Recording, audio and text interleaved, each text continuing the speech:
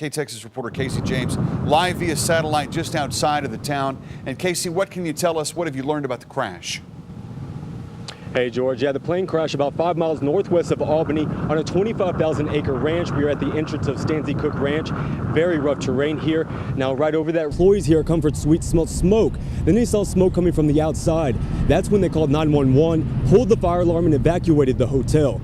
Now look at this video earlier. Now right here you can see this is where the pipe erupted. It's a 14-inch cast iron pipe. It's about 50 years old. Thousands of motorists travel every day. Now most of the nation's drugs come from the southwest border and travel right through Texas. Reporting live from I-20, I'm Casey James, KTexas News. It goes around the end of the building, down to Sears, and around Sears. So it's probably about 150, 200 people already waiting in line waiting for Best Buy to open up their doors. Now let's go to the front of the line here. Wayne, the FAA has issued stop work orders on airport projects across the country, starting new blazes. We'll have the latest coming up. DFW shut down because of the tornadoes and storms, and all those flights had to be diverted to surrounding regions, including right here at Abilene Regional Airport. FAA was out here, and they just left just a few minutes ago. They will continue this investigation. We will keep you updated on all the information as it comes to us, so that one day she could come back and take care of her family. But that dream was cut short. They're now forced to get the prescription at other pharmacies. Those pharmacies are welcoming them with open arms. I heard you came back with some surprising information. Tell us what you found out. Yeah, Cassandra, people were generally concerned, especially those with kids and small pets. But what we found out, that large cat, didn't even exist. Intense training, but today they get to be competitive and take their experience. Problem lies right here where the median's been closed off. Drivers heading northbound on Pine can't turn into the store. Not only does it take motivation, courage, and quick thinking, but being physically fit is a huge part of getting through the academy. $498, $499. And with so many feral hogs reproducing at such a rapid pace in the state of Texas, they're hoping the incentives from this program will help this issue disappear. Power lines down, 100-year-old trees snapped in half. Colorado City, just a small town in the heartland of Texas, has grabbed the attention of the nation with the case of the missing teen, Haley Dunn. Fires aren't the only thing crews have to worry about. These triple-digit temperatures are also a major threat. And after an intense summer and much of the state in extreme drought, Robert Lee knew back in August that they were in trouble. And they were right. Today, the capacity of Lake Spence is down to 0.04% of usable water. The fire has burnt about 30,000 acres so far. There's 100 firefighters trying to set barriers to keep the blaze from penetrating any further. And there's 5 air tankers trying desperately to save as many homes as possible. Where the stabbing took place, Casey? Yeah, Cassandra, it was last Sunday when an argument broke out at a wedding reception in the small town. During the heat of the moment, Anthony Lopez grabbed a machete out of his truck and stabbed his own brother, Ricky. Today, he sat down with the woman who was held at gunpoint when the suspect stole her truck. Casey? Hey, Bird. Yeah, Peggy Ballou and her husband have lived out in their country just west of Wingate for more than 30 years. They say they love it because they know all their neighbors and don't have to worry about locking those doors. That was until Saturday night. It was a tragic story ending for 33-year-old Jesse Daniel Torres, who led police on a high-speed chase through 2 counties. It all began just after 8 o'clock Saturday evening when Torres stole a van in Winters. He drove the stolen van north on Highway 153 until he pulled into Peggy and Scotty Ballou's home that sits right off the road. And I was standing at the kitchen window, and I saw this van pull in. I mean, he was like on 2 wheels when he turned that corner, and he pulled up in my driveway. Peggy says it's not uncommon for a car to blow out their tire or someone needing assistance. Because of the erratic driving, she thought the driver may have had a wreck and was seeking help. And I ran to the door to see what I could do to help. And then he's standing there with what appears to be a gun. And he said, "Give me your keys, give me your keys." And so I tried to shut the screen on him right quick. And when I did, I scraped my arm real bad. Torres was too strong and forced his way in. He, at that point, grabbed me by my hair and dragged me through the den. And I guess at that point he probably saw my grandchildren's pictures, and he said, "If you want to see your grandsons alive," said, "you get me those keys. I'm fixing to shoot you in the head." Peggy told Torres the keys were in the ignition and he could have the truck. Torres grabbed Peggy again and dragged her outside. So I went over and I opened the door and I turned the key on. I did not start it, but I guess he could hear the key dinging, so he knew the keys were in it. And so he pushed me out of the way. Torres jumped into the Ford 350 truck and sped off. Within the hour, he was shot dead by authorities in Sweetwater. You wonder what starts a fire out here in the middle of our very undensely populated area, and all of a sudden you've got fire everywhere. The wildfire being called the Prison Fire is one of many that have erupted in the same general area around Lake Fort Phantom Hills over the last few weeks. With such brittle brush and dry grass, these conditions are extremely dangerous for fire. That again is one of our concerns. It's moving so fast, it can happen so quick. Yesterday's blaze started just after 2 o'clock.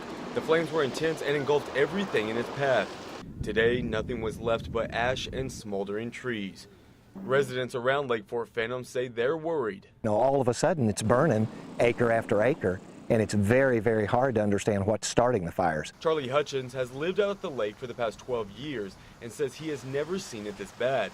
Hutchins and his wife worry that a calm and peaceful day could take a turn for the worse any minute. The movement of the fire is so quick, it's hard to believe. The fire burned an estimated 80 acres and several power lines were destroyed as well. The Texas Forest Service has put up these signs offering a reward for the apprehension and prosecution of the individual or persons involved in the starting of any of these suspicious fires. They're sometimes called America's greatest generation. Those who lived through World War II, those who woke up early their entire lives to make a decent living, now could be facing one of their biggest obstacles. If we don't get no paychecks, they're going to have to be feeding a lot of people. If Congress is unable to come to an agreement about the national debt by August 2nd, government funds like Social Security could be frozen, meaning those paychecks that millions of seniors rely on won't come in. It is not an entitlement. It is not a gift from the government. We've all worked hard, particularly this generation has worked very hard and paid into Social Security. And scare them, they'll go along with anything we say. Why don't they look at their own salary? Why don't they look at their own health care and then think about a few cuts? LaDonna McGee says she's angry the government has borrowed so much money only to send it to other countries. Keep the tax dollars here in the United States of America for the people who pay the taxes in the first place. the wars that are going on, and they're talking about cutting our soldiers' benefits. What a crime, what a disaster to do such a thing. Just, if you aren't going to pay them, bring them home. Barbara Daniel and her husband have paid in the maximum to Social Security over the years and says it's just wrong the government would even think about freezing it. There are other measures that could certainly be taken to make a more significant contribution to the debt reduction than starting there. Aubrey Mendez just celebrated her 21st birthday January 6th and was home for the Christmas holidays. She was studying psychology at Texas Tech University in Lubbock. Aubrey's grandmother, Elva Costella, has taken care of Aubrey since she was a little girl and said she had big dreams. I come back as Dr. Aubrey Mendez, and we will have everything we ever dreamed of. That dream quickly turned into a nightmare Saturday night. Aubrey was inside her grandmother's house when she realized her blue pit bull, Kimbo, had gotten out. She ran in here, got her keys, got in the car, and took off. After time had passed, Elva got worried, went out and looked for the two. I could hear the train. I could hear the train already coming. I heard this scream, Kimbo, Kimbo, and then the third scream was a scary one. I ran out, I got to the train, and I went like this, and I saw her little legs. And I said, oh, that's my granddaughter. And then the sheriff tried to hold me back. There was her just laying there. And then they said, get away, you need to step away, step away. And that same sheriff, she said, no, let her talk to her, let her talk to her. So the whole time she was laying there, I was talking to her. She wasn't conscious, she wasn't moving, she wasn't doing nothing. They put her in the ambulance, and I begged them to let me go with them, and they wouldn't let me go. Abilene Aerovac was called to the train tracks that runs right through Ty. But by the time they landed, it was too late. And the minute I saw my nephew's face, I knew something was wrong.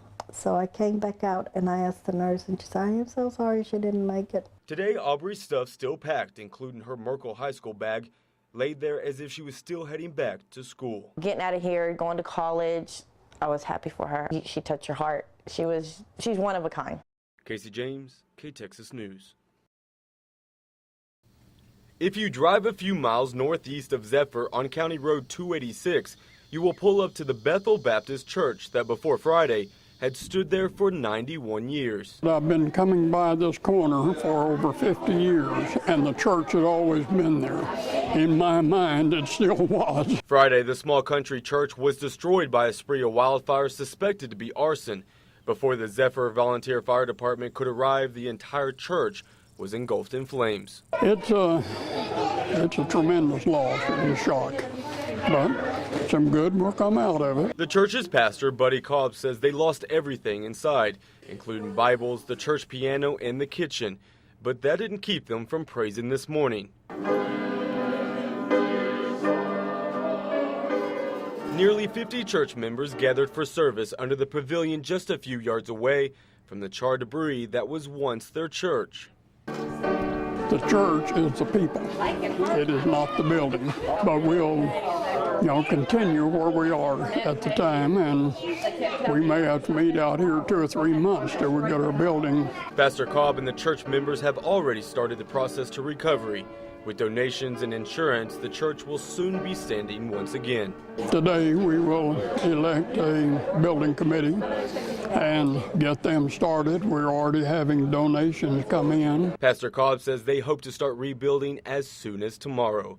Casey James, K-Texas News.